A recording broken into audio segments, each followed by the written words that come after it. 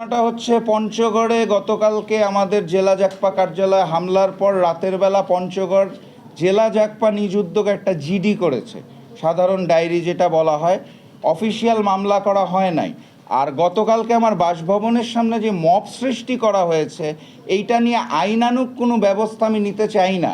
আমি আমার প্রেস কনফারেন্সে লিখিত বক্তব্যে স্পষ্ট করে বলেছি, আমাদের স্বরাষ্ট্রমন্ত্রী সংসদে দাঁড়িয়ে বলেছেন মব কালচার উনি অ্যালাউ করবেন না। এবং জনাব তারেক রহমানও লন্ডনে থাকা অবস্থায় নিজের ব্যঙ্গাত্মক চিত্র প্রকাশ করে বলেছিলেন যে বাক স্বাধীনতা থাকবে। তা আমি মাননীয় প্রধানমন্ত্রী এবং মাননীয় স্বরাষ্ট্রমন্ত্রী কী উদ্যোগ নেয় সেটা দেখার জন্য অপেক্ষায় আছি।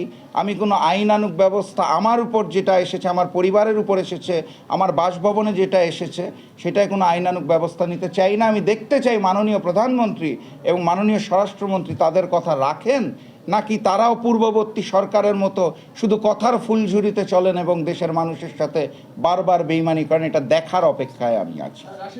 জি।